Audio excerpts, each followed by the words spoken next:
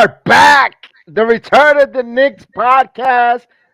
It is lottery draft night. Salute, Chef Dan. How are you? We're back, man. It's the return of the Knicks. We are most definitely back. We are here for lottery night. We're here to, we hopefully the ball's roll in our favor. However, forth the math adds up, and we could get something good, man. But I'm here to enjoy the festivities. I'm excited, man. What about you, Jedi? How you doing? Oh, awesome, awesome. Let me answer a call, and I'll be right back. Give me 2 seconds. Yeah, of course. But we are here to just discuss the draft and everything that's going to be going down, ladies and gentlemen. As you guys know, this is the time where new stars will arrive in the NBA. As we have some veteran stars showing up in the chat. Jose Mello, salute to you.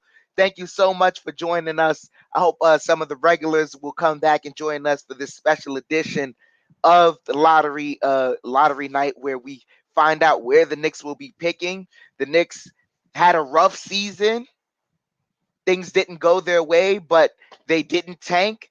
They took their losses on the chin, but they tried to compete in every game possible, played it down the stretch the right way.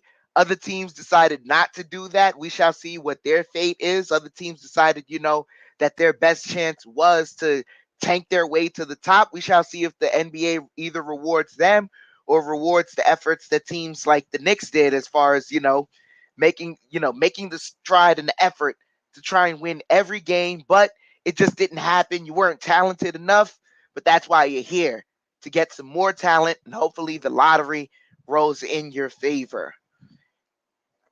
This is a big night for the Knicks, ladies and gentlemen. This is a big night. Jedi, what do you got to say, man? It's a big night. I feel it. I feel it in the force. I feel it in the force. I've been saying it all along since what that one game, right when we lost to the Raptors, or we finished off the season against the Raptors. We are winning the lottery. I've been saying it on the stream. What they say, speak it to existence.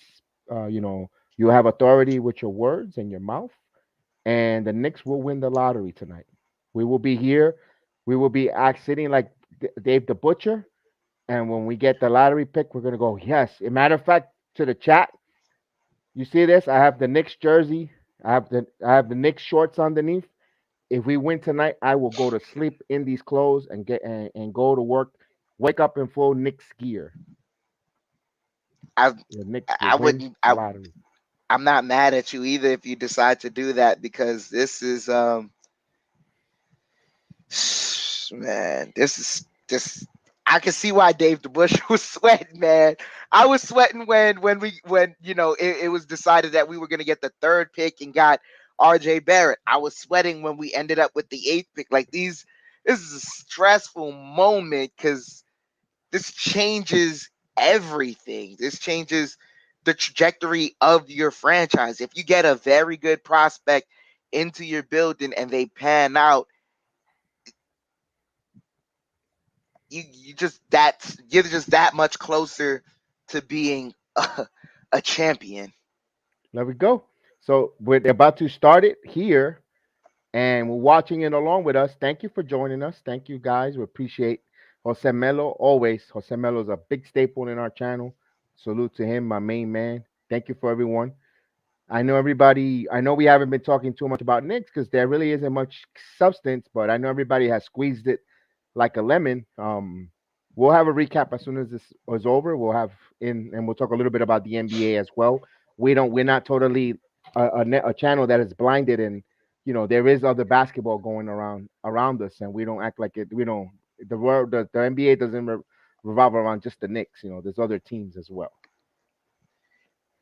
Yeah, there's 452 plus players in the NBA, and not all of them play for the Knicks. So we do Exactly. have to pay attention to other people as well. And like the Knicks season is over. There was only so much speculation that can be done up until this point here. It was Dave the Butcher, Jose Melo.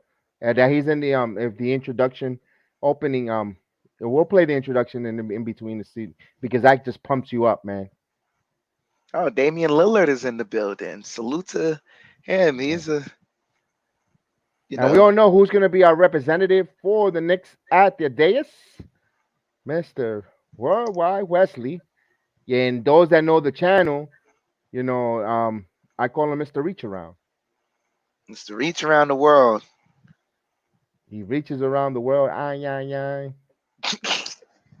and we can't find our number one star. Oh man. Ooh, this is nervous. I want to see them, you know. And of course, before we even get going, let's give the odds here underneath the ticker. These are the odds for these teams to land the number one pick. You know, we see the Rockets, Magics, my hometown Magics, Detroit Pistons, you know, and OKC all have 14% chance of winning the lottery, getting the number one pick, followed by the Indiana Pacers, Portland Trailblazers, and they got 9% chance. Sacramento Kings at 9% chance there. The Pelicans, wow, imagine them getting another first round pick. It makes it easier transition when they give us Zion. You know, they got Randy. Good luck to my friend Randy, San Antonio Spurs. You know, I know he's watching this with us as well. The Washington Wizards, then followed by the New York Knicks, the OKC Thunder. Now you got enough draft picks, OKC. Nobody wants to go play there. Yeah.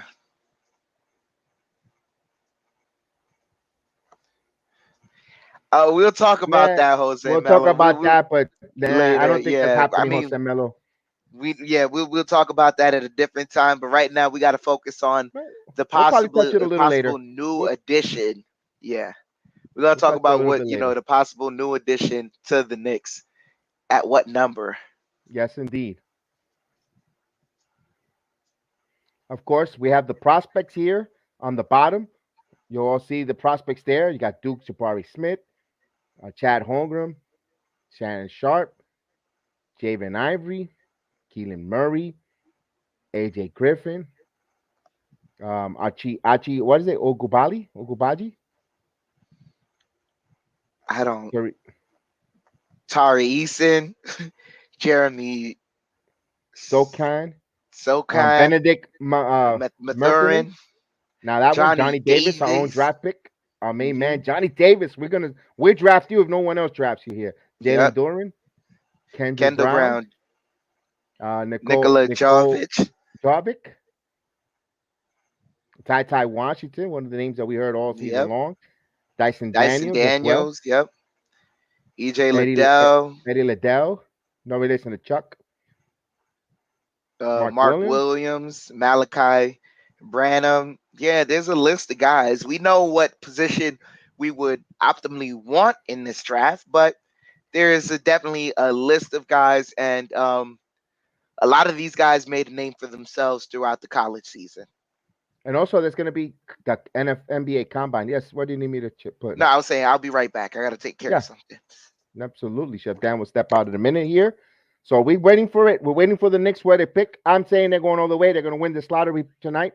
The one thing, the Knicks were very competitive. What is up? What is up, Hector? Indeed.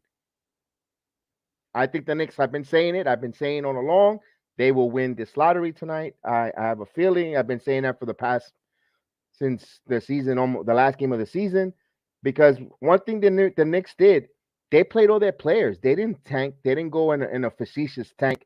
They kept playing their players. They kept playing well. They kept developing. They kept fighting to the very end, even though they were mathematically eliminated.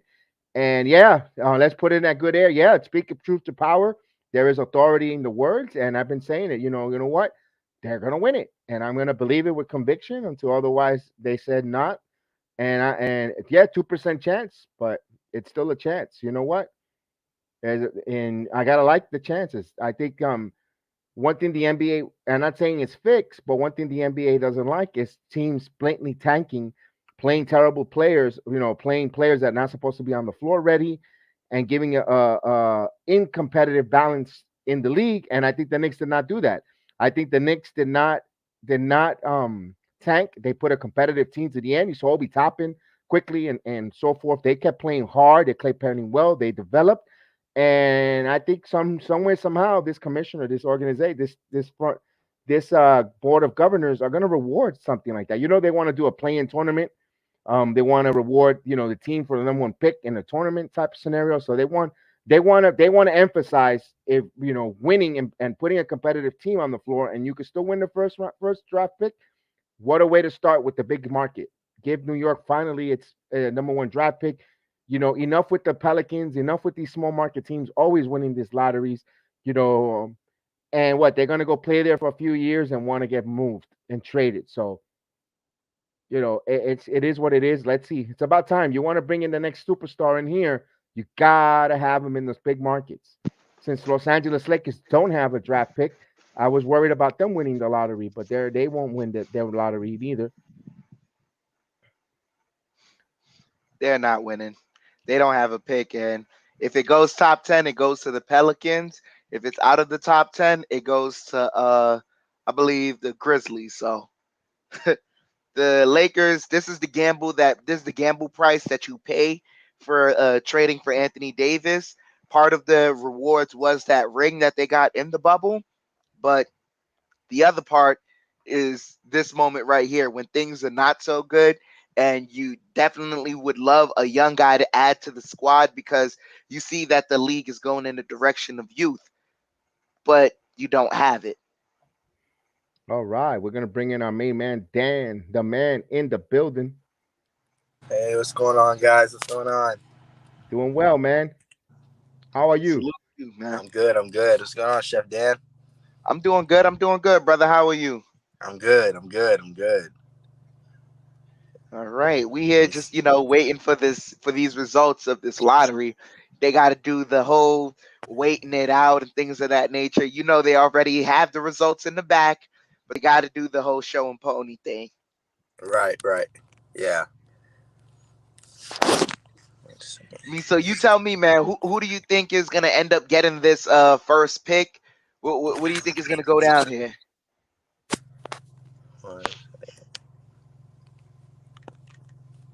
Oof. We're having some rain issues here, and so give me a minute. My satellite went out for a second. Okay, I mean, I'll let you know right now that they're about to go to commercial. It looks like they're about They're to in go to commercial right commercial. now. Yeah, I got Yep. back. I had to drop down to low resolution. Dan, you're back, or I mean, Dan? Yeah, Yeah, I'm just trying to figure Daniel. this. I'm All just. right. Hello? Yeah, setting up right Yeah, now, Yeah. you're guys. good.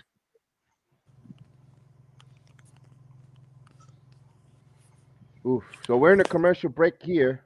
Oh, I they definitely are going to reward a small market team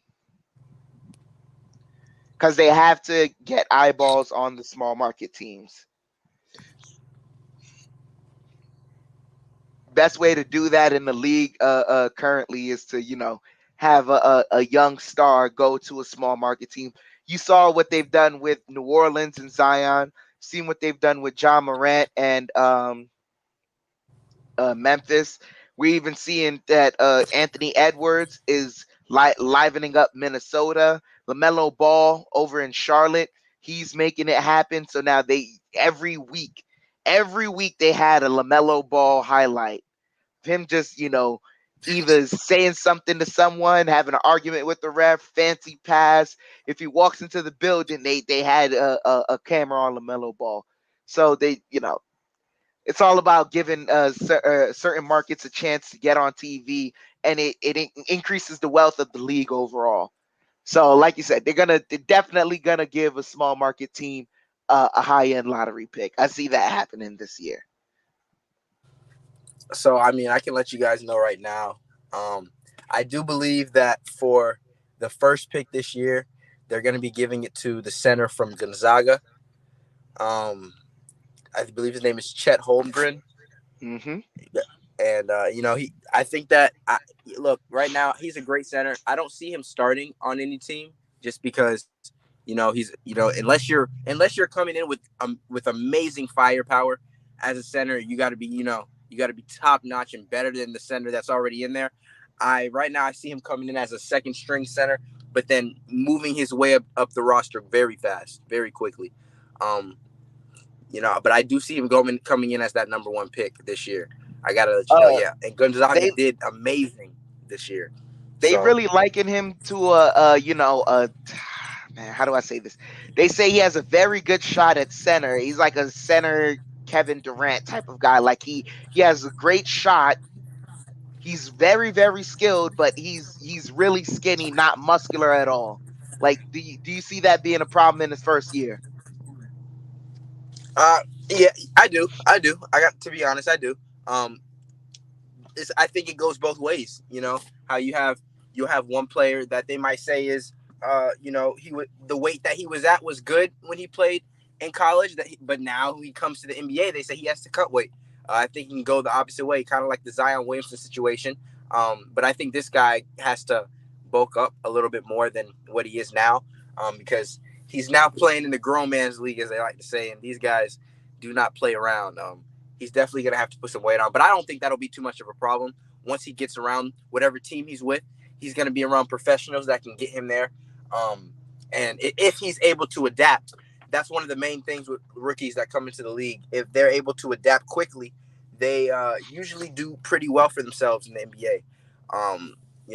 We've seen a lot of rookies come in this year we've seen a lot of rookies come in this year, and a lot of people that came into the league 2-3 years ago that are still very young, like John Morant, for example, that have just exploded. You just got guys like that are just doing their thing because they were able to adapt and make that switch. So if Chet Holmgren can make that switch, he'll be all right.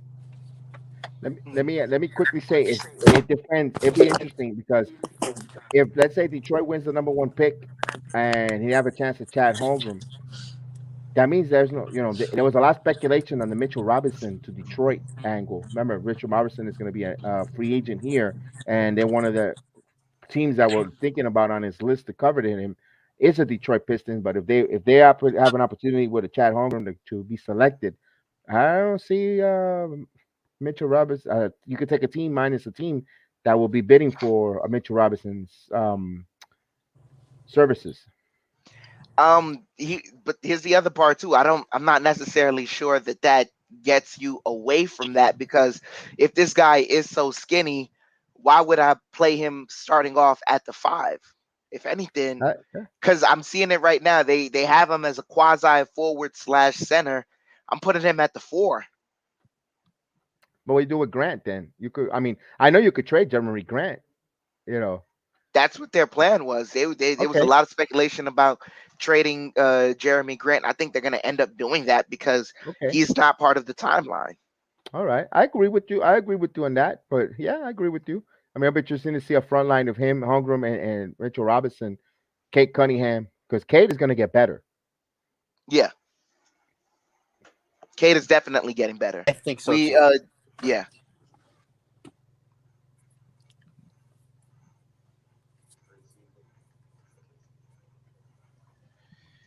Who do you guys think that the Knicks are going to get this year? It all depends. It really depends. If they can get inside the top 10, I'd say there's a chance for them to possibly trade up, and I'd say they're either trading up for a guy in Jaden Ivey or Shaden Sharp. If you can get inside the top 10, that'll give you a chance for that, because at the end of the day, I think what the Knicks are going to look for is a wing. You need a wing. There's no point guard elite in this class, so you need a wing.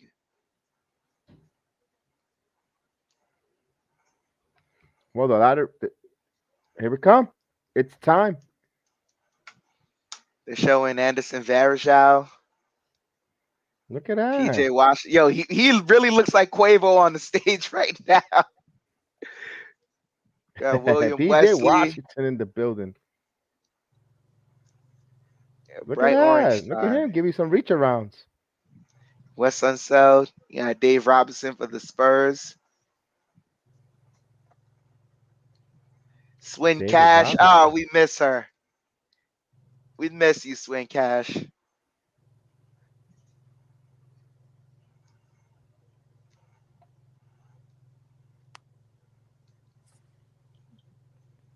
DeMontis Sabonis for the Kings. The Pelicans stole her and Zion from us. Damian Lillard for the Trailblazers. Kelly Krauskopf for the Pacers. I don't know who that is. Oh, she's the assistant general manager. Okay. Nick Collison for the Thunder.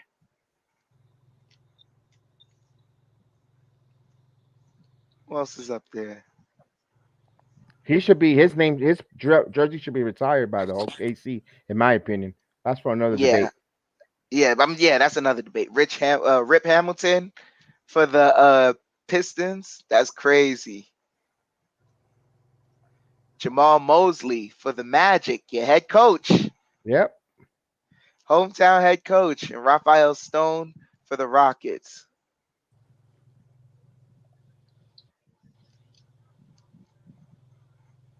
All Wait, right, here so we who's go. revealing it? Oh, wait, time out. It isn't Mark Tatum this year?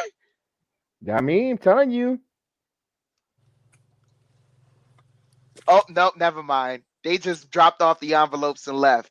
It's definitely Mark Tatum this year. Let's go. Let's go. Let's go. Make sure it's Oh, nice and cold. man. Nick's got to be nice and cold so he knows not to touch Yeah, for you the guys. last. Let's go. I left the envelope in the freezer, buddy, with a bent corner.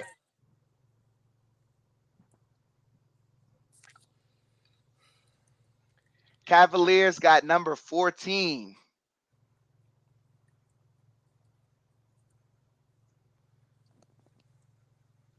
The Charlotte Hornets. 13 is Charlotte Hornets.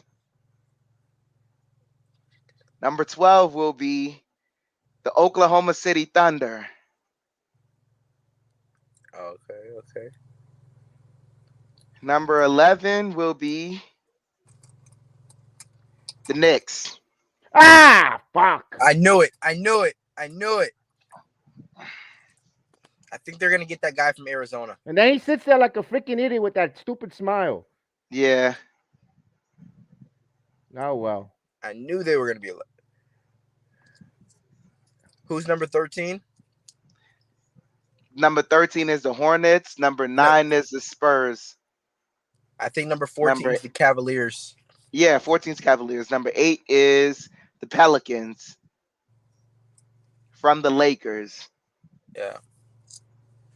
So they're gonna get they're getting another pick in the top 10. Oh, and it looks like the Hornets have 2 picks Trailblazers got this year. number 7. The Hornets have 2 picks this year. Kings have a chance at a top 4 pick. Wow. So Sacramento's in the top 4. They feeling sorry for them. The Pacers got number 6. I'm glad they didn't get the number 1 pick. Yeah. Magics are going to win the Pistons lottery. got the 5th pick. The Magics are going in the lottery. Magic's going in the lottery. OKC is in the lottery good, as well. Good.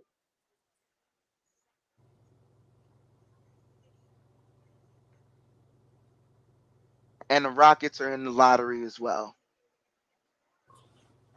Let's go, Orlando. Argo, you're absolutely right, man. The fix is in. And Jose Melo couldn't have said it better yourself. Damn.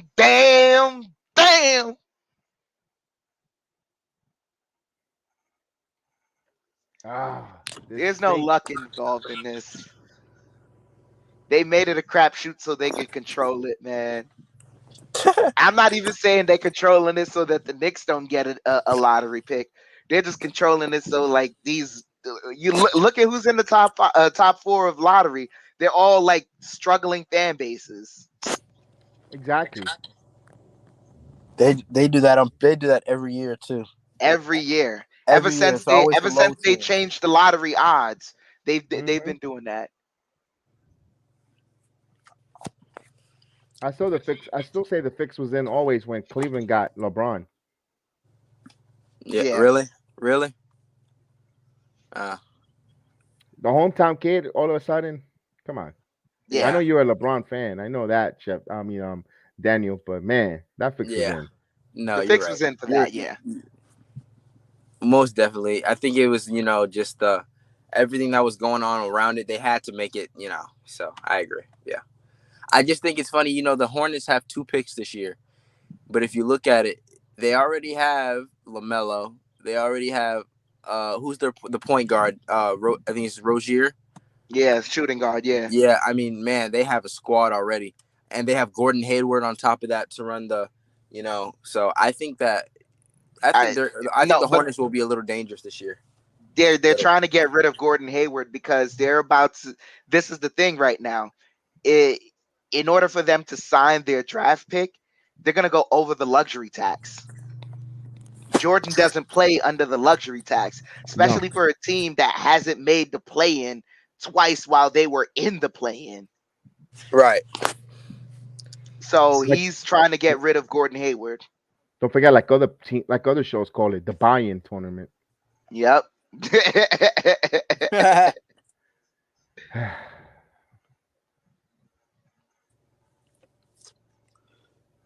Well, agent says the sad thing is that the Knicks have a promising point guard in Rokas Jokovitis, but Tibbs turned this kid off.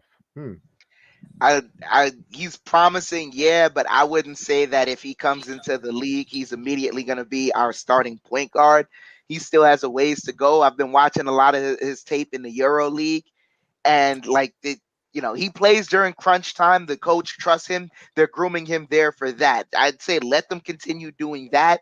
That way, when he comes over here, he can have more of an impact. But right now, he wouldn't have much of an impact on the roster. I agree. I don't think he will either.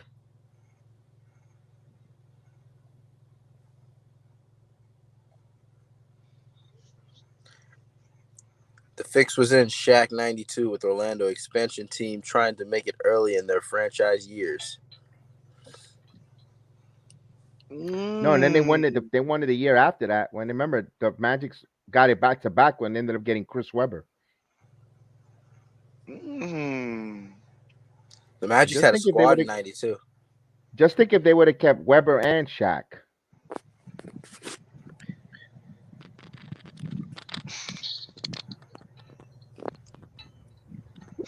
We're stunned because I thought they were going to win this lottery, man. Made me look like a fool with my prediction. I'm bothered. I'm not, because now the suspense is dead. We know what it is. Yeah, At this but point, still, we're just gonna what find makes me out who the top four is, and from there we could do who we think is gonna end up being the draft picks. so I bet We're that gonna the time that we really are really bad and we're the lowest team, we're not going to win the lottery either. So it was hard. Yeah, that's the same draft, Jose. They traded the they Kings swapped. end up with the fourth pick. Who gets it? Good. The Rockets. Wow. OKC could end up with another number one overall pick. Wow. Here it is. OKC got the second and the 12th. Wow. Magic Number won. one go to Magic. Wow. The Magic are a young team. They deserve it. But OKC, you could really tank Wow, your that's way to crazy. the top. That's crazy. Daniel, we're going to go see the number one draft pick in the Amway Arena.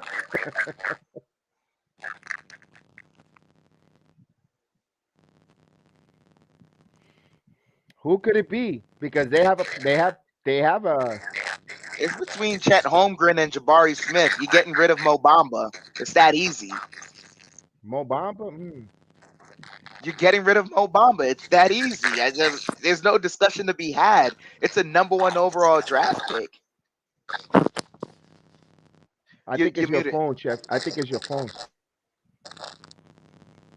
Let me see. Hold on.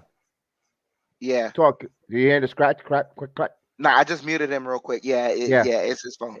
Yeah, it's from you, Daniel. Yeah, I still hear it. Just a little bit. Still hear it. Chef. Dan. Yeah, I can hear you. Okay. Yeah, Oh your man. connection sounds bad. Yeah. This is the Thunder really second and 12th. If you're the Thunder, you're probably getting followed by Brachado. Let me mute you, Daniel, for a minute. Yeah, you're right. They're probably getting Paulo Banquero. Mm-hmm. Marie Matthews, salute.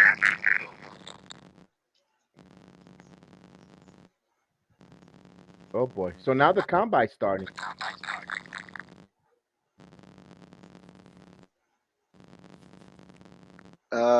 Man, that's a little scratchy. I think Daniel's gonna have to leave and come back. Yeah, Daniel, leave and come back real quick because Yeah, yeah, your connection is a little, I can hear you. but you're coming in really staticky.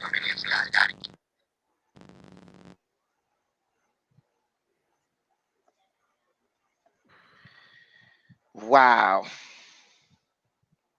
Oh man, what an Tank your way anticlimactic. to the top, huh? That's the problem that you're telling them now. You want to tell teams encourage them to be really awfully bad. Then so they look like Hondrum is going to Orlando. Jabari Smith is going. I don't know. I would go with Jabari Smith, the elite jump shooter, because you could also move Jonathan Isaac. You don't really need to bring back Jonathan Isaac.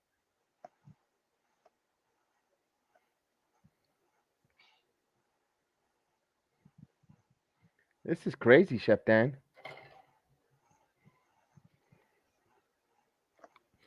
Hmm. I'm really just shocked right now because you can really tank your way to the top. All right. All Let's right, see if there it you are. sounds really better. Oh yeah, It's just you could tank your way to the top, and it means like all this. Why change the lottery odds? right. Why change the lottery odds if this is consistently what's happening? Exactly. There was no point in changing the lottery odds. No, it's the same I odds. I mean, I see what you're saying, but if you really think about it, I think that their whole point of, if I mean, just look at the last couple years. We've had all the teams that have been struggling at the top of the lottery picks, and for the first and second. I think that's bad and good. I think it's good because you have the teams. They're trying to give everybody a chance to, the teams that are really struggling. They're giving them a chance to get some of the best players on those teams. I think that's where some of the excitement has kind of came back in when it comes to these lottery draft picks because But then go ahead. let me ask you a question, man. Like, all right, perfect case in point. The Thunder, like everyone had the discussion that they didn't need to necessarily tank this year. They had the requisite talent to go out there and earnestly win games. And Sam Presti got up on the podium and said, "Hey, if I don't feel that we have the right amount of talent, we're going to proactively go out there and lose games." That was the point Right. of like that was the reason why they changed the lottery odds was to make sure that teams like those don't get high lottery odds. It's for a team like the Sixers to not tank their way to the top, but they just got rewarded. That is true. That's like I said. I think that it is definitely is a double-edged sword. Um, I think it's a double-edged sword. But let me ask you this: do you think that if they would have left everything the same way it was, that would have been better? No, but it seems like you're getting the same results. It seems like you're just ending up with the same results. So at that point, it's like all what was happening back then was like some teams that felt that they shouldn't have dropped, they dropped. But then that's the lottery, though. Everyone who feels that they shouldn't have dropped ended up dropping.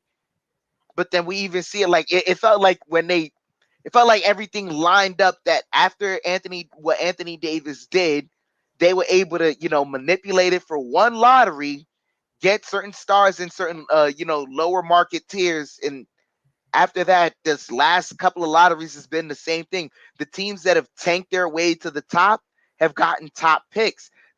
The Golden State Warriors tanked the year that they got Kuminga and Moses Moody, and the year that they got James Wiseman. They tanked. And I mean, yeah, that's true. They did tank. Like The I said, Charlotte Hornets, they tanked. But Like there's okay, certain so teams that are but you can proactively like the Pacers. Even like the only team that really got punished this year was the Pacers because they fell to 6.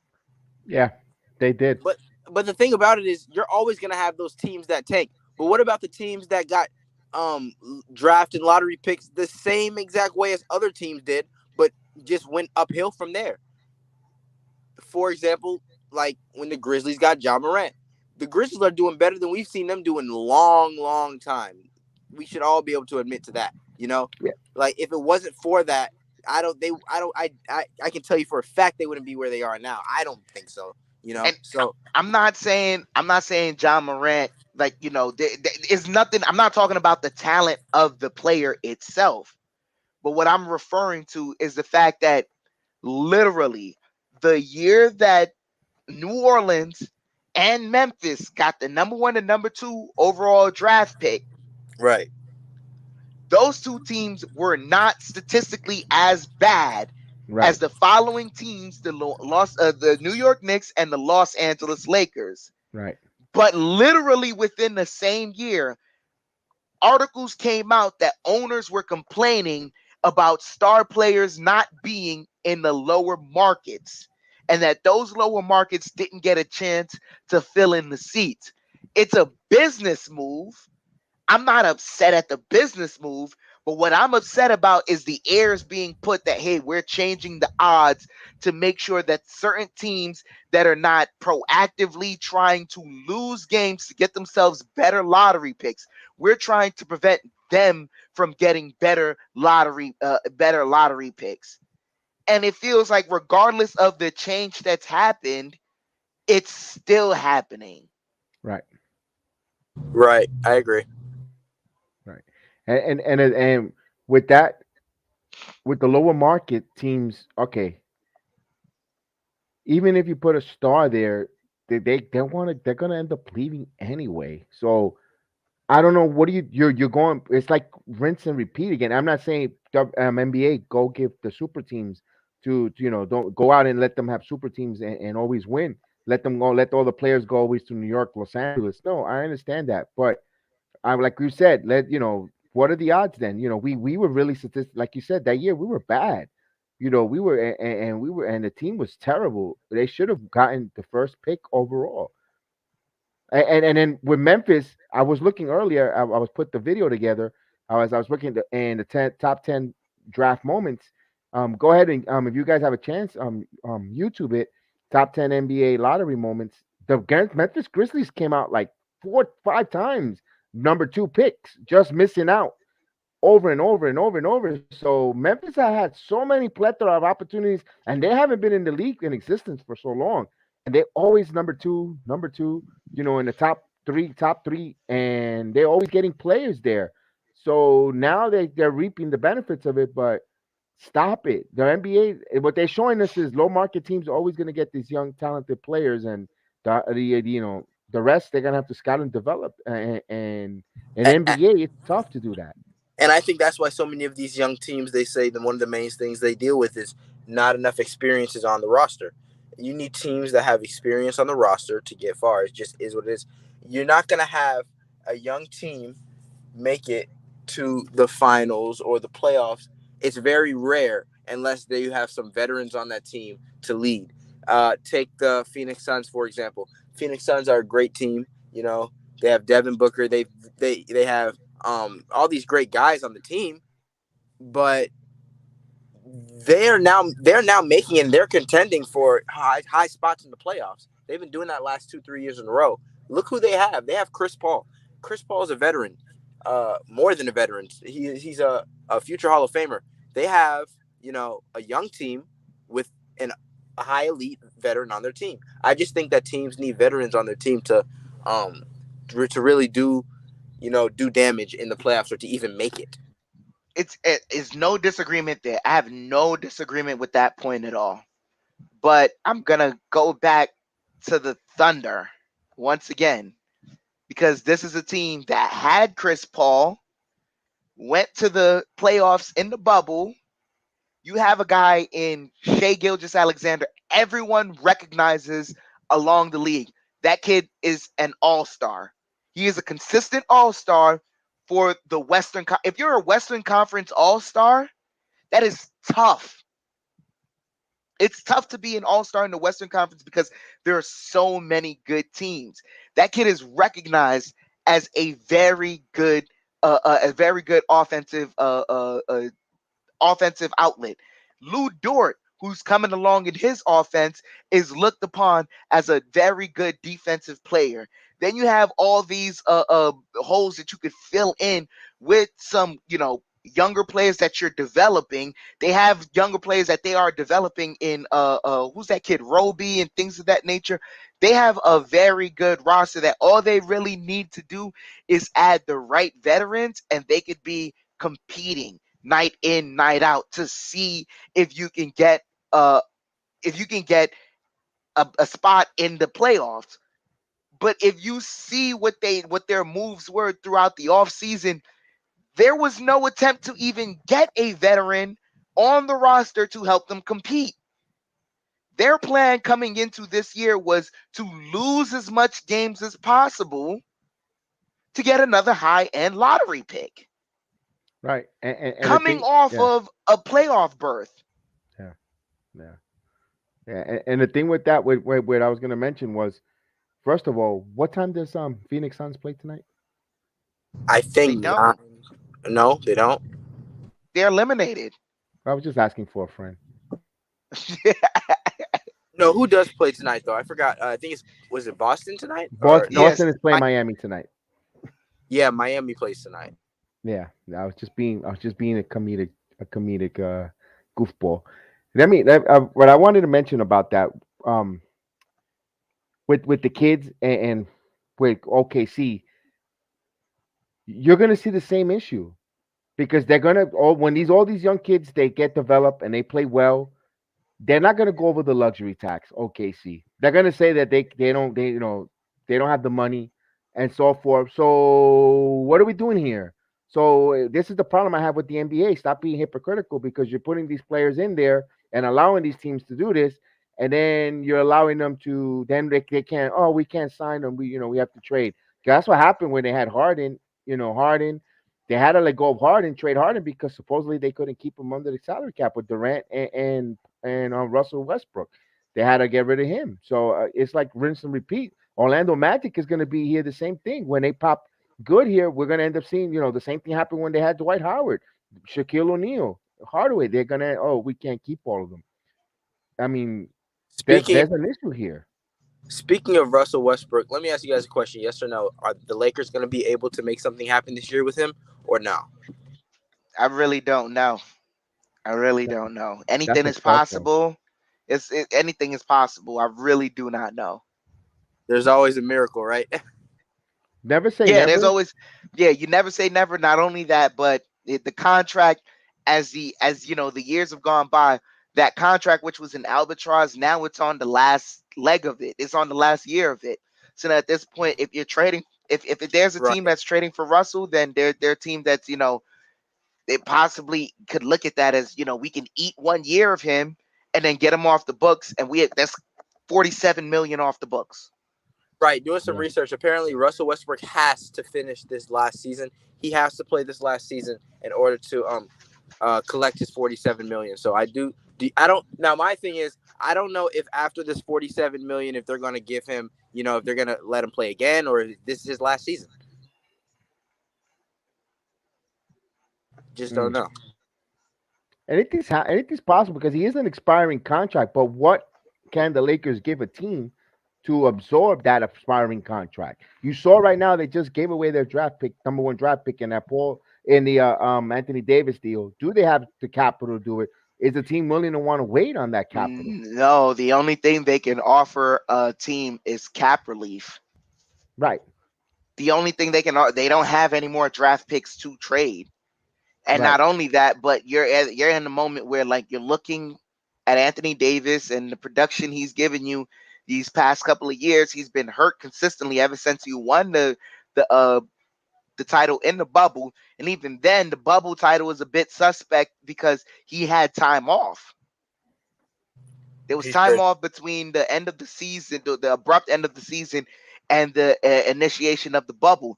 Then on top of that, there was no travel for the rest of the games and then the Correct. playoffs, so he didn't have to go through that. So now you're looking, it's you you got an aging LeBron, you have Anthony Davis who can't stay healthy like that. The only thing you can give a team is cap relief. So now there's been rumors of the Charlotte Hornets trading for Russell Westbrook and the Los Angeles Lakers getting Gordon Hayward. Gordon Hayward is still in the what, his second year of the contract. He still has 2 more years, right?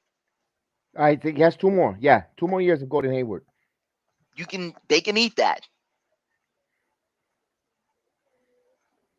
But it'll be interesting though. You're bringing Hayward to Los Angeles. I think that might work. Get Russell Westbrook, but does Westbrook fit in the Hornets?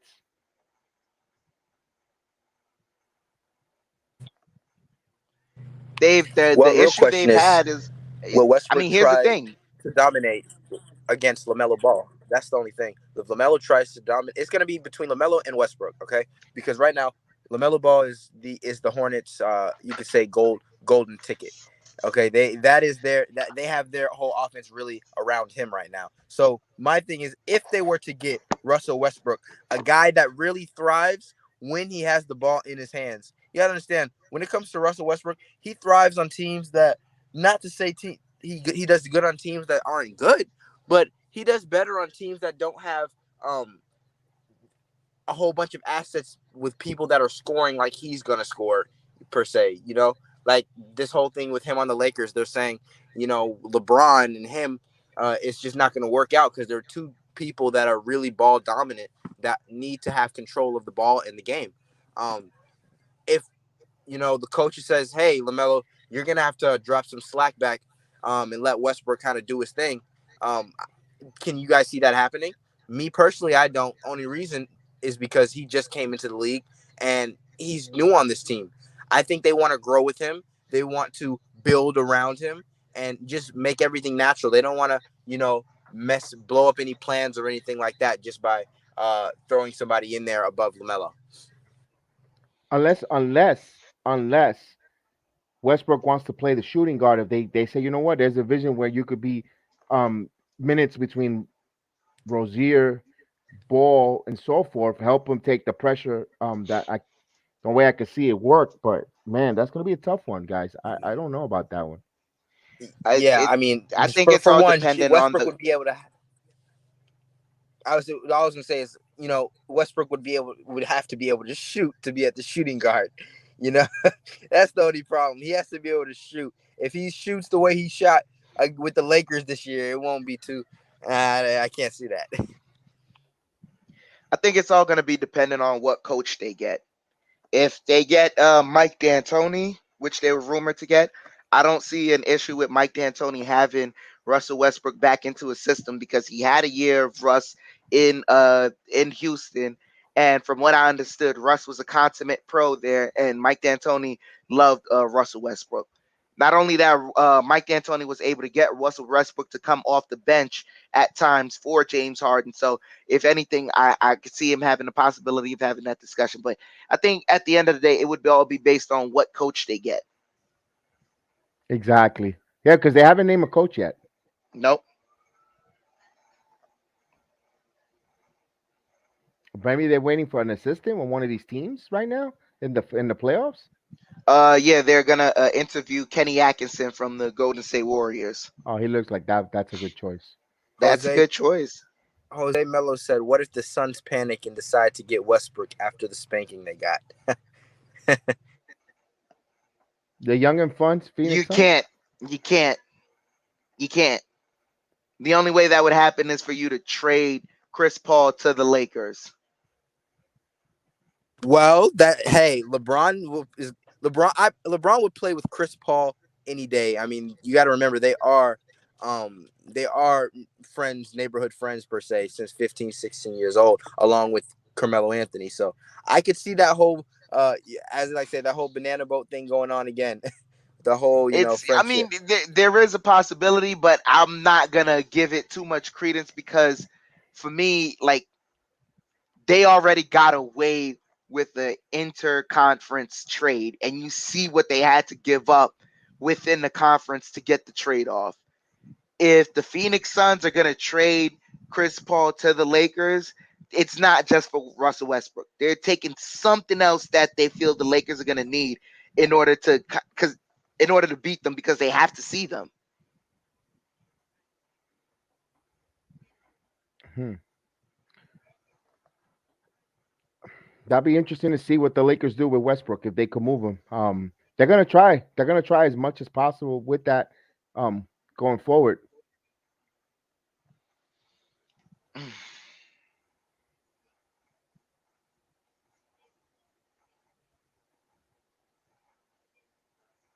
So I don't know what you guys think about it.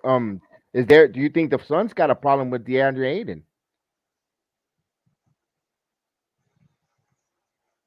I the heck? Why do they have us picking Jalen Duren? Anyways, uh, yeah, of course they have a problem with DeAndre Ayton.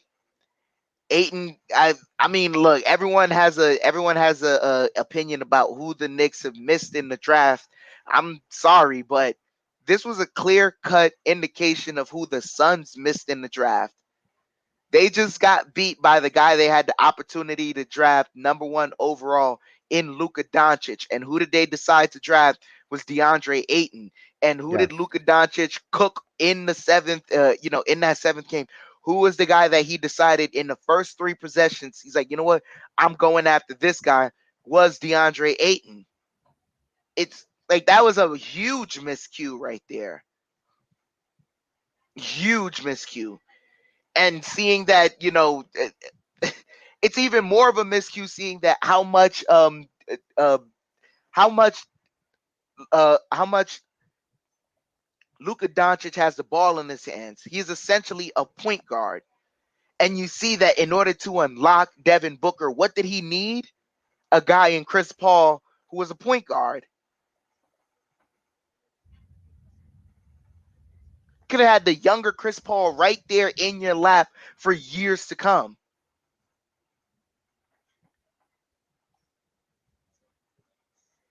That's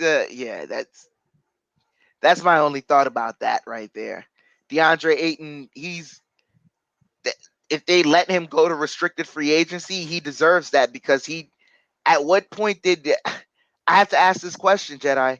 At what point at any time that the 4 to 5 years DeAndre Ayton has been in the league, that they have said that guy is playing like a number one overall draft pick? He hasn't. He hasn't. He hasn't. Unfortunately, and he wants money. He wants a nice extension. Is Daniel muted or Yeah, his currently cut off his mic. all right?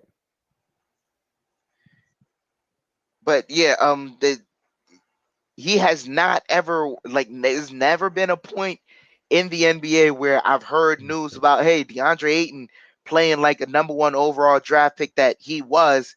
None of that. That has not been the case for him. So there's no surprise there that if they let him go to restricted free agency, another team is not. I don't expect another team to max him out either. There should be no discussion about DeAndre Ayton getting the max.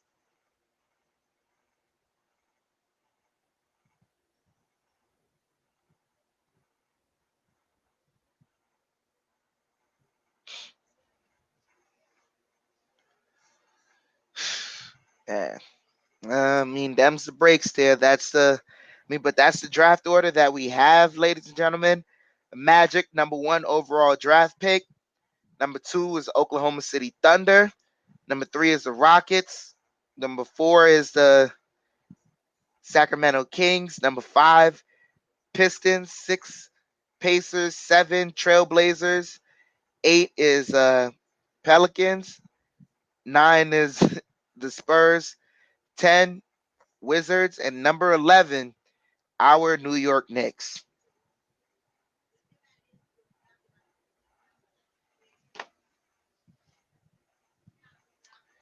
It is what it is, ladies and gentlemen. Oh man, this is crazy. I can't. Can't believe we're still stuck where we are, man. We didn't move at all 1 inch in this draft lottery. I'm once again, I'm not surprised at our lack of movement. It's just I'm more so I'm more so upset at the fact that the Thunder got number two because they Yeah, blatantly stated they will tank, and the NBA is rewarded tanking yet again. yeah. Let's talk about this Western Conference final real quick, just real quick. I know it's just about to start, and it's Golden State, Dallas. Any chance of Dallas winning Golden State, or you think Golden State is just too strong? There's a chance. There's definitely a chance because Golden State has been a little inconsistent, especially during this Memphis series. They've been inconsistent. It also depend on if Luca is able to get his matchup against Draymond Green, and if he can get Draymond Green and their bigs in foul trouble. From there, I think Dallas has an opportunity with their players because their players have they've shown that they have good role players around Luka Doncic. Nobody can hold him. Yeah. But I agree with that statement 100%.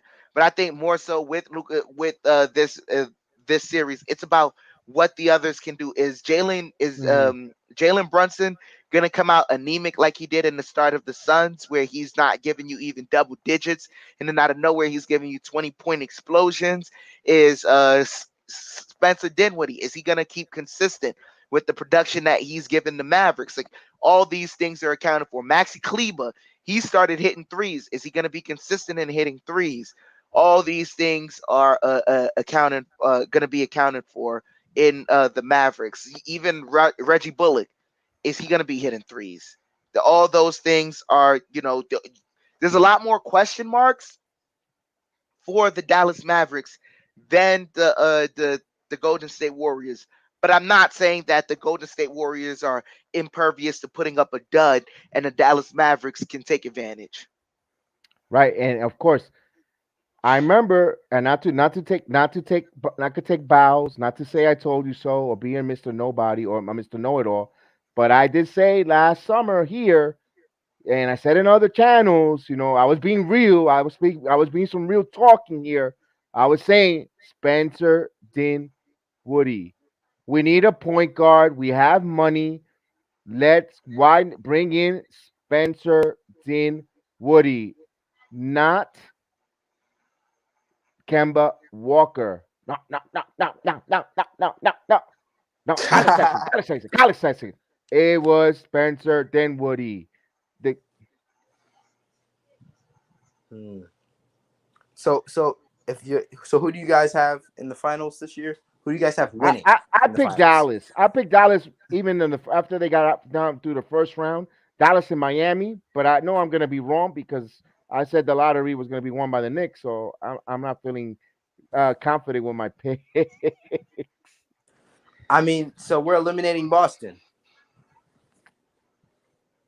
I'm not We're eliminating. eliminating Boston. I have No, but they're gonna be down with no Harford you have today. no Hartford, no Smart. Those both of those guys are hurting. But at the same time, my whole thing, what I'm more so concerned about is the Heat can is Kyle Lowry going to continue to be a no show that he is, and if that's the case, then those guys are going to have to. Oh man, excuse me, sorry. They're going to have to. I just saw something that we're going to talk about a little bit later. But if Kyle Lowry can show up, then there's a chance that they can take advantage, and the Heat will probably move on from the Celtics. There's definitely a chance for that. Celtics and Miami. Man, that is gonna be something. Those are two teams that are very very united. Those are two teams that have great chemistry. So, oh man, it's gonna be something to see. It's gonna be something, I can tell you.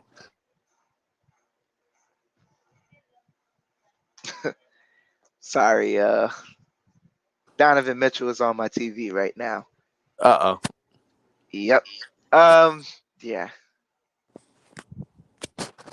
But for the finals, for me, I think I have it being shoot. I wouldn't disagree with Jedi's estimation. I think Dallas and Miami could end up being in the finals. I wouldn't be surprised if it's Miami and Golden State ends up getting a championship. Steph finally gets his Finals MVP. I wouldn't be surprised at that either. I honestly think that if Luka Doncic plays like he did against the Suns, he played too hard and he just put too much out there. I think he's in tunnel vision mode right now. He's not letting anybody in his way. I think that I think that they have a chance to really beat the Warriors. I know it sounds crazy. But I think they have a chance to beat the Warriors. But the It's only way not that's going to crazy. happen is if he plays the way he played. Yeah, anything can happen in the playoffs. And 100%. this is like the not only that it's only after a series you find out who the better team is. That's Right. really it. You could have all the speculation you want during the regular season, but it's been shown that regular season is a different beast from the playoffs, which is even a different beast from elimination games and things of that nature. So we definitely shall see if things get to a point where they're tied up 2-2, 3-3, things of that nature. What happens there? Oh, yeah, for sure.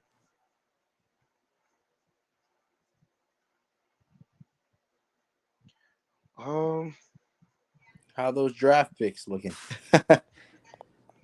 I I mean, I'm just looking at some of the. I only saw the Tankathon mock draft right now. I wanted to look up. Who's it? What's his name again? Mike Schmidt. He usually has a draft pick. He usually has what is it? A, a mock draft. So I was gonna look up Mike Schmidt's draft. Mike mock draft, but right now there's a lot of There's no. How do I say it? There's been no rumors in the combine. You got to let the combine happen. That's when rumors will start to come out of who you think is gonna be picked and things of that nature. So there's been no combine yet. I can only look at some mock drafts to see what's gonna happen there. Yeah.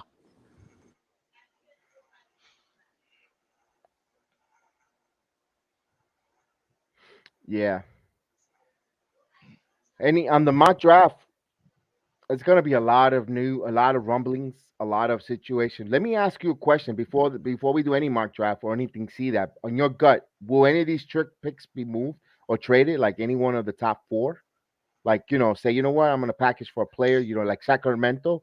Sacramento, if you think about it, they're picking fourth here. They just got Sabonis. They've got you know Fox.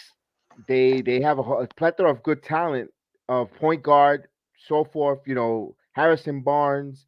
They have talent. Do they dare enough to say they're going to move and trade out of there to try to get They're more of a composed team that's ready to kind of, although they haven't won crap, but they're kind of like ready to win now. What's your thought, Dan? Daniel, or either one of you guys? There could be movement, but I think it's all based on once again, I think we have to wait until the combine happens and we're gonna hear some noise about who thinks for what because uh, with this draft class, I know they said it's particularly strong at the top, and then after that, there's a huge drop off there. If there's one team out of all the teams that I feel like would I suspect maybe could move up based on the way they were so thirsty to just get into the top five would be the Pacers. It's the only team that I feel would maybe have put a package together. They could either talk to the Kings or the Thunder. Because the Thunder, them having 2 and 12, it gives them a lot of fluidity, a lot of movement within the lottery.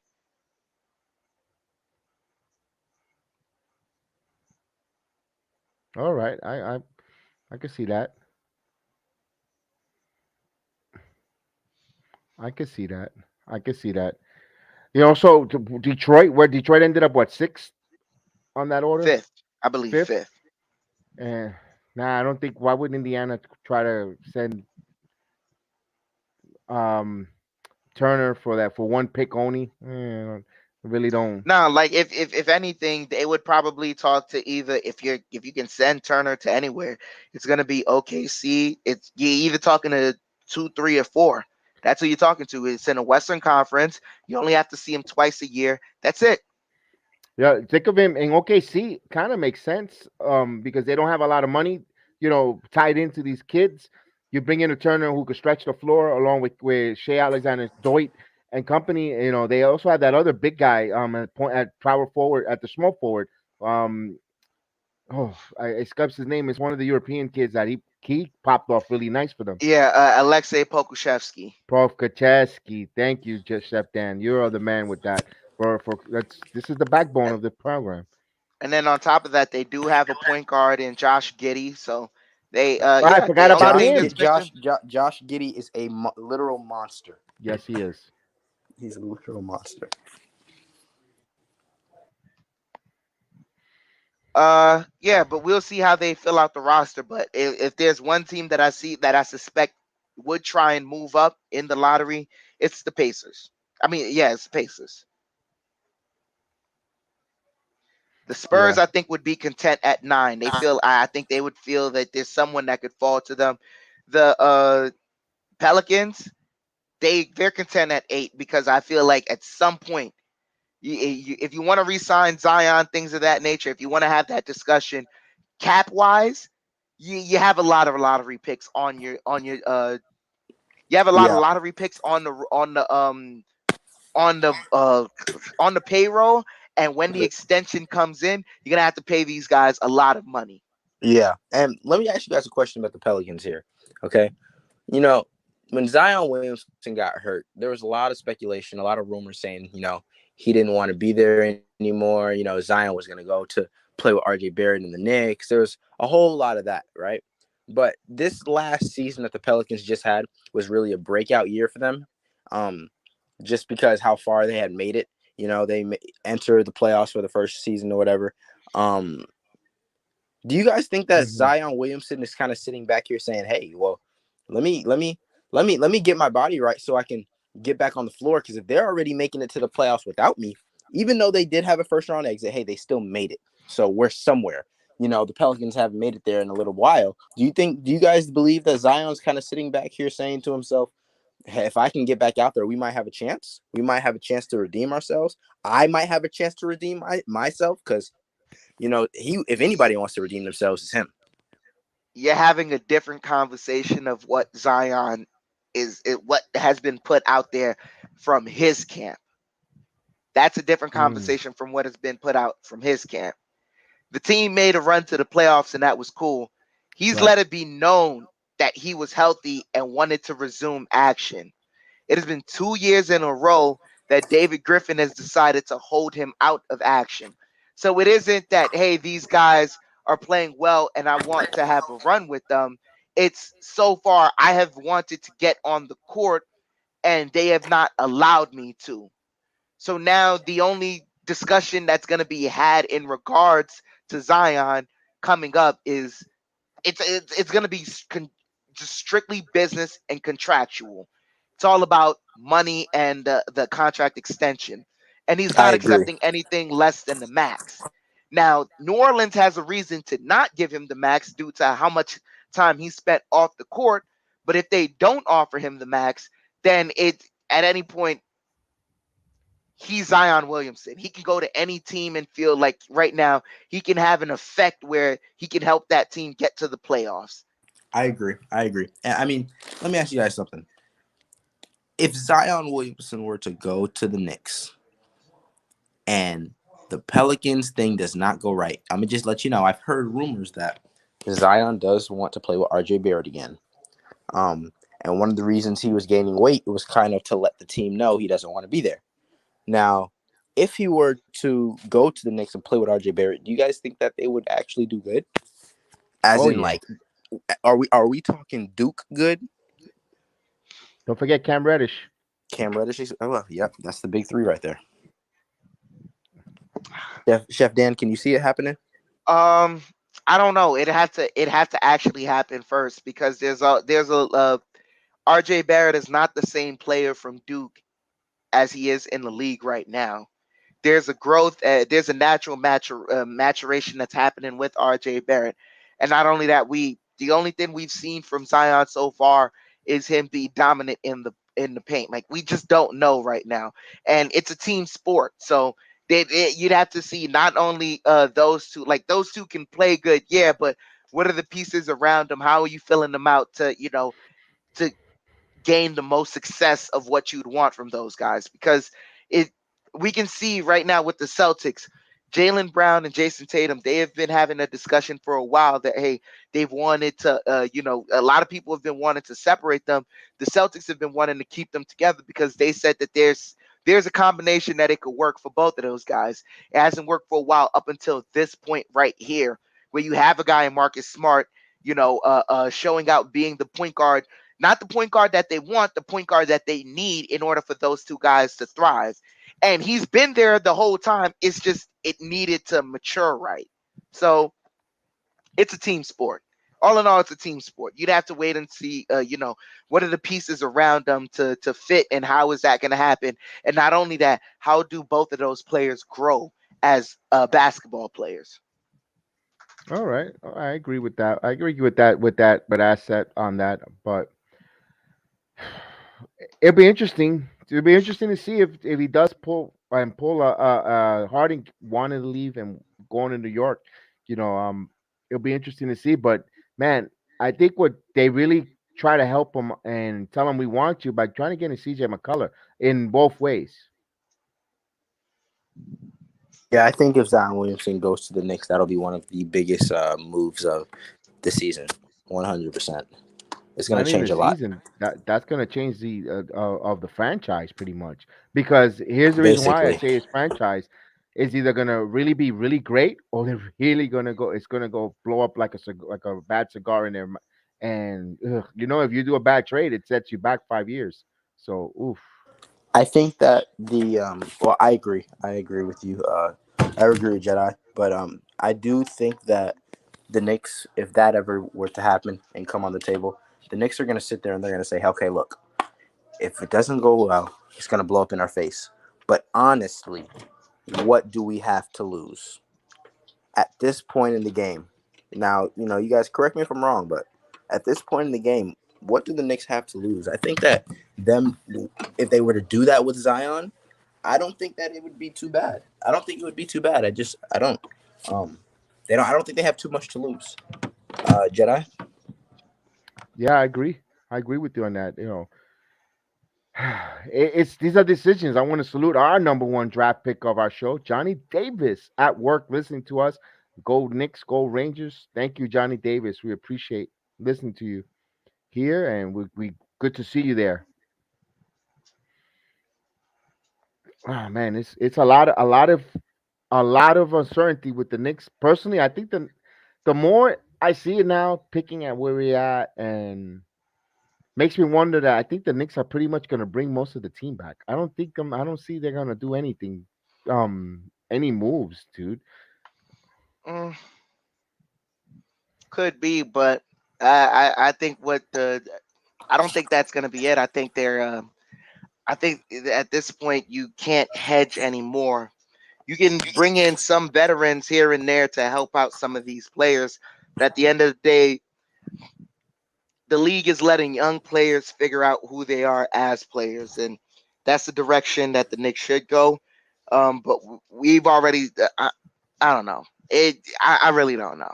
I think that the Knicks have to make a move because, I mean, look, quite frankly, I feel like if they don't make a move, they're just going to be sitting. No offense to the team, they've been trying as hard as they can, and they've definitely been building. They've definitely been building, but I do believe that if they don't make a move within the next year or a couple of years from now, they're not gonna. They're gonna be in the same position that they've been in.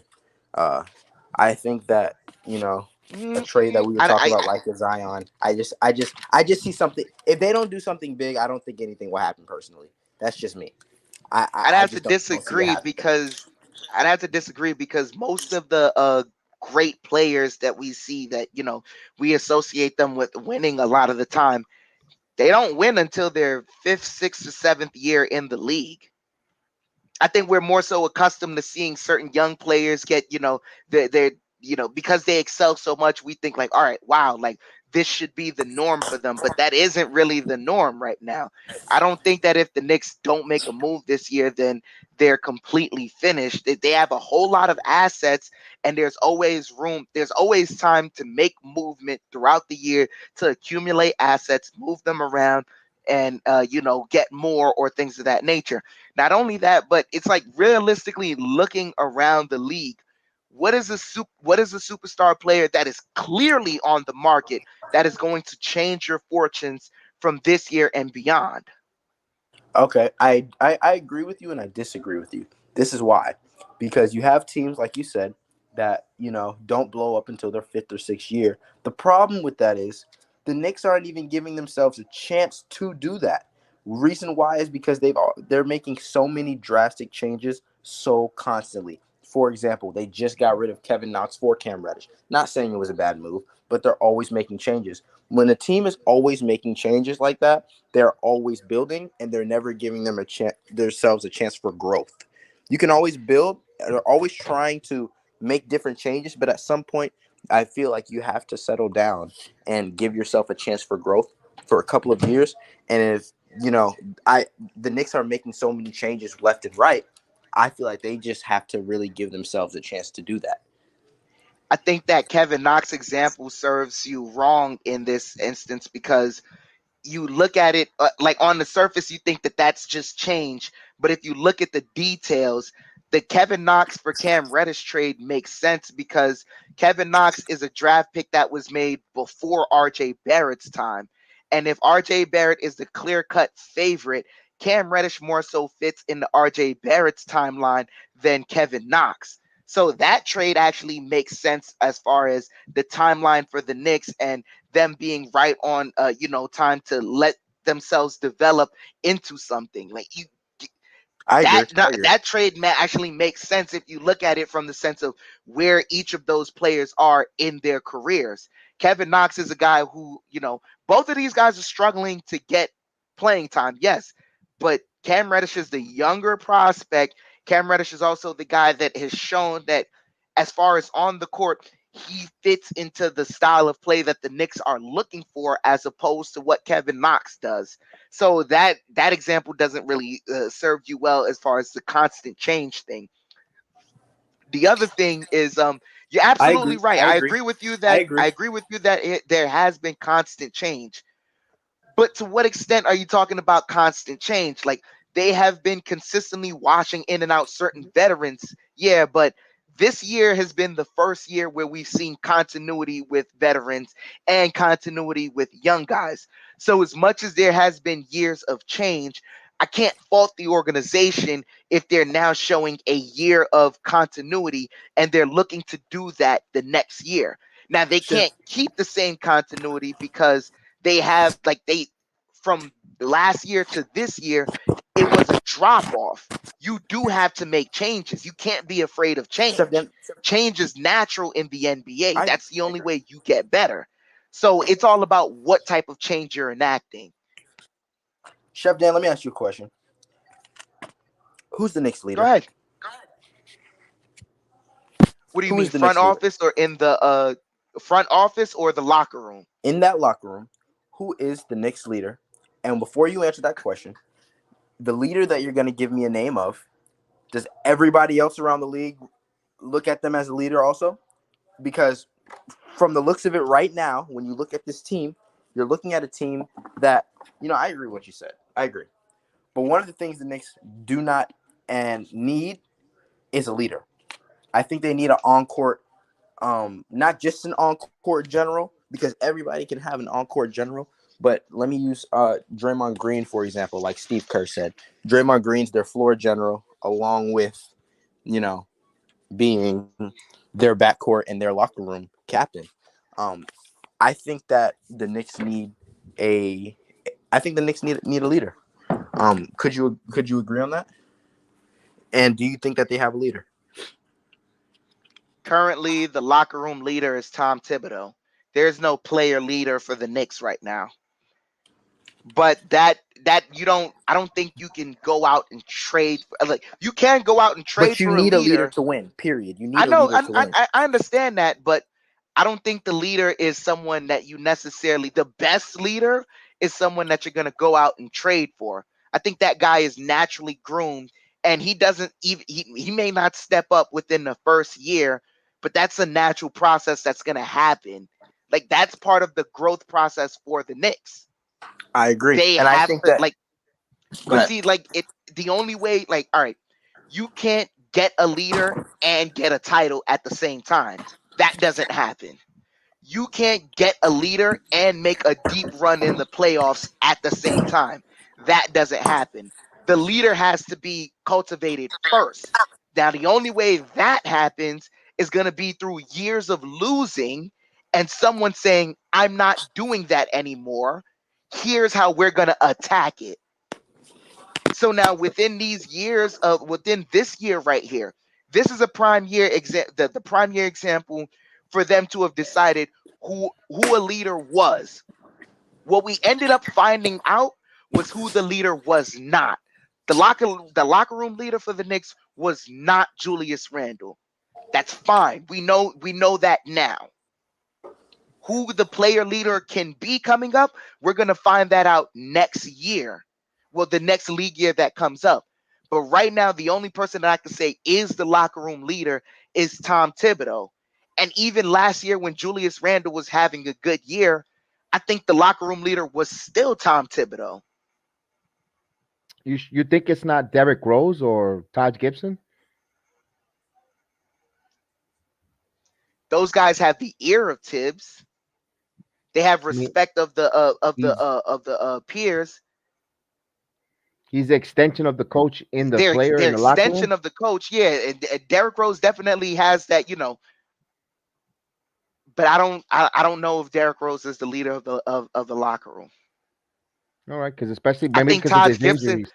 I think Taj Gibson would be closer because he's in the ear. But then here's the thing: the leader has to be a guy who's, like you said, he shows it off the court, but more so, the leader is going to show it on the court. That's why you can give a prime example like Draymond Green because he's going to he's constantly on the court, number one, and then he shows it off the court. But that's a guy that he's going to show himself this year. If not this year, next year. Mm. All right, I'm listening. Yeah, I just like I said, I think the current locker room leader for the Knicks is Tom Thibodeau. That's it. We don't have a player leader. We have some guys like you said, extensions of the coach and Derrick Rose and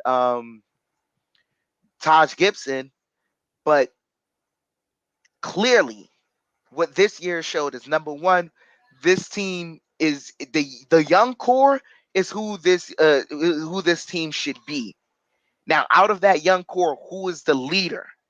That's what we're gonna find out. Yeah.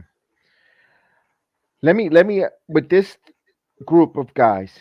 Let me see. Dan.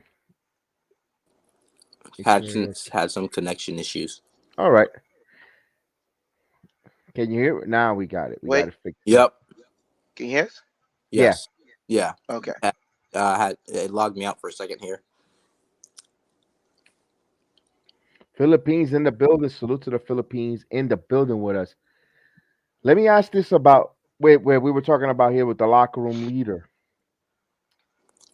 Do you think any of the well, of course, everybody thinks it's going to be R.J. Barrett, but any one of the other young kids, maybe a quickly?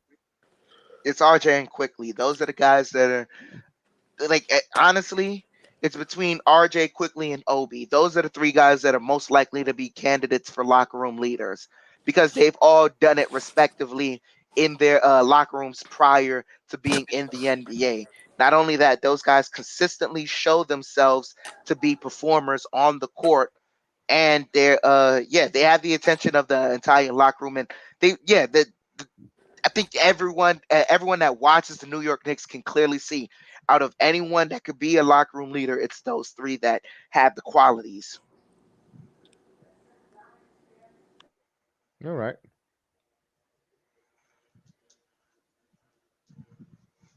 Yeah, like I said, I think you know when it comes down to it, when it comes down to the very last straw, their main leader has to be somebody that is gonna be a floor general and a locker room general, point blank. Period.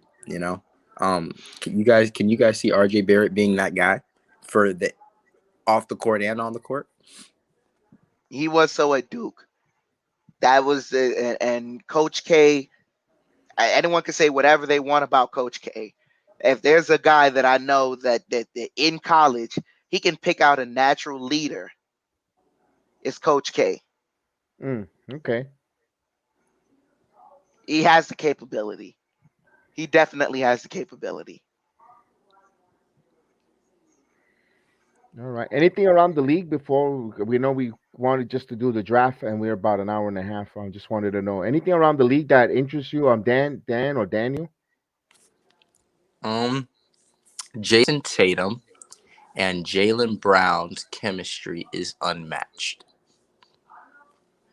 Jason Tatum and Jalen Brown's chemistry is unmatched. I mean, we're talking about. I just want to talk about this real quick. We're talking about a team here that has multiple times made it to the playoffs and gotten kicked out multiple times.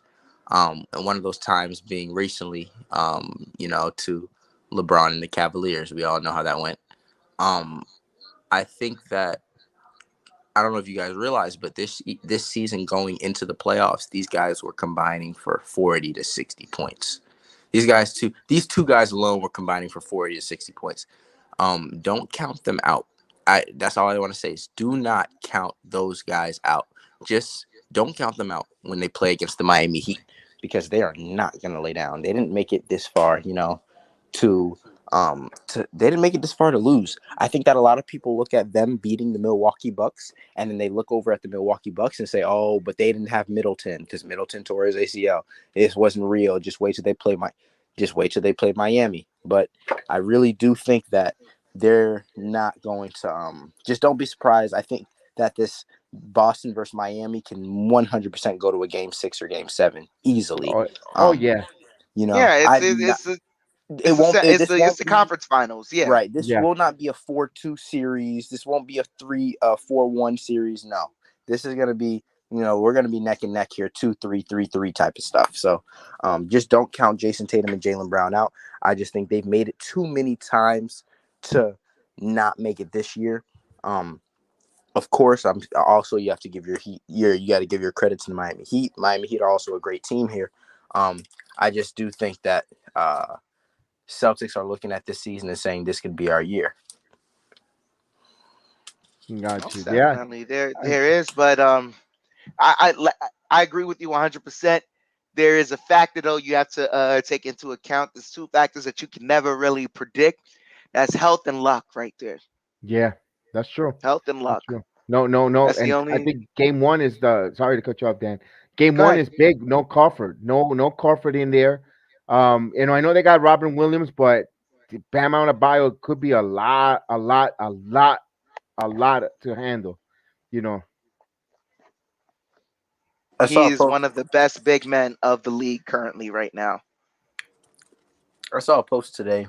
It said I saw a post today that said LeBron made going to the finals look easy, and I looked into it, and they were talking about how you just look at the finals and you look at the playoffs now, and all these guys battling to make it, and you have so many teams that battle so great and so hard every year just to get cut short every season.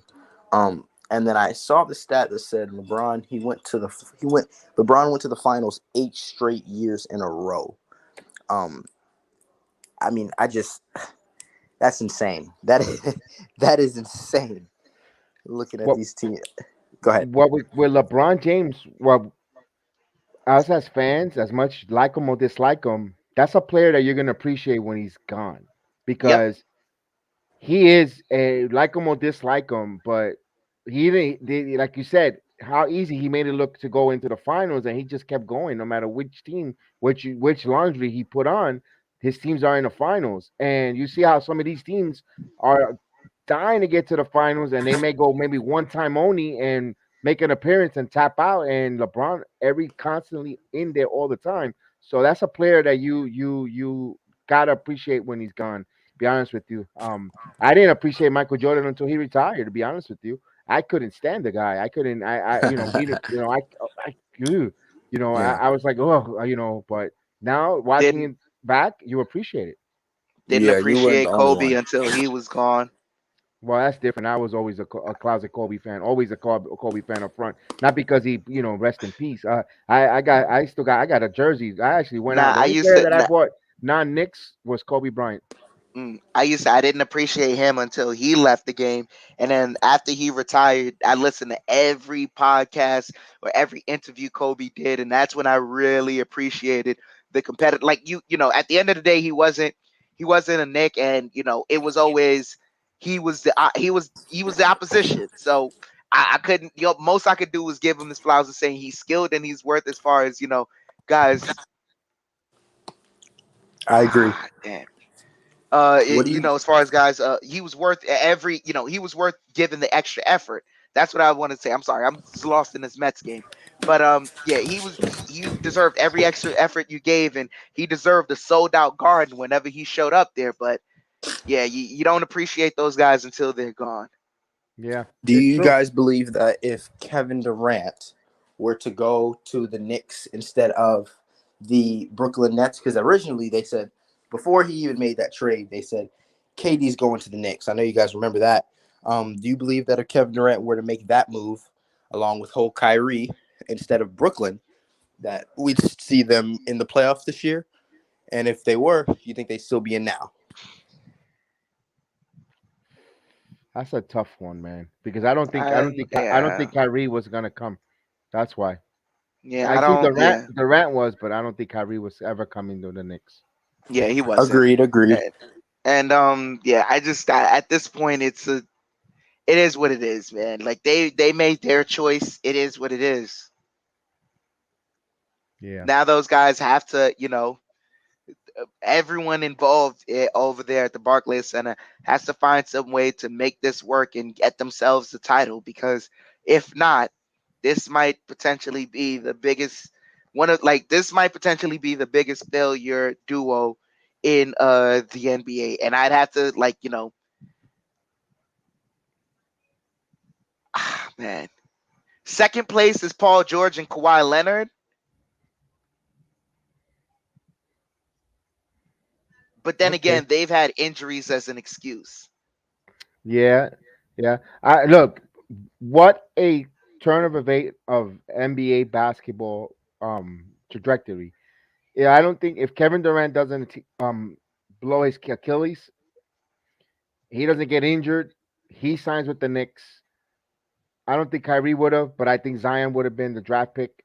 I think some way somehow the NBA would have got The Zion NBA in there. would have, yeah, trust me, because you do not get Zion, you do not get a number one overall draft pick the same year you lose your former number one overall draft pick, and you had the same amount of chances as we did this year to Yeah, get the number one overall draft pick. That just doesn't exactly. happen. It doesn't happen. Yeah, and the change of fortunes on a skinny, slim reaper Achilles. But It happens, and you got it to move happened, on, and you man. move Yep. on, man, and just keep battling, man. So we're gonna wrap up here, Chef Dan. We've been over an hour and 30 minutes here. As we'll be back to Western Conference. Hopefully we get Dan the Man back on here with Chef I'll be Dan. here. I will be We'll, here, guys. we'll talk about a little more basketball, NBA, Western Conference. We'll convey back here again. Thank you guys for joining us tonight for the lottery. We gonna pick. We know where we're gonna pick where we stand. I guess I won't be sleeping in my Nick gear tonight because we didn't win the lottery. Chef Dan, any final thoughts before we get out of here? Tank your way to the top, man. Tank your way to the top. That's what I say. You get rewarded for losing in the NBA. It's All crazy, right. isn't it? Tank your Oh. way to the top. Daniel, anything you want to say before we say goodnight? Man, just Nick Knicks. They're gonna have another. You guys will have another round. It's not over. It is not over. This lottery draft pick does not mean it's the end. Every Knicks fans, keep your heads up. You know, um, man, yeah, that's all for me. All right. So, guys, thank you for joining us. We hope you enjoy the watch along. We talk a little bit Knicks, a little bit NBA. We'll be talking about NBA basketball, not just Knicks centric. We'll be talking about what is going on in the Western and Western Conference Finals, and we'll tune in. Hit that notification because we also got tomorrow Ranger hockey, Ranger game one of the Stanley Cup second round of the playoffs. Of course, you know us about the watch along in the Yankee baseball and as well the wrestling podcast that is going on the channel as we speak. So from me to you, you may the Knicks be with you, may the sports be with you, and we'll see you next time here on the Return of the Knicks podcast.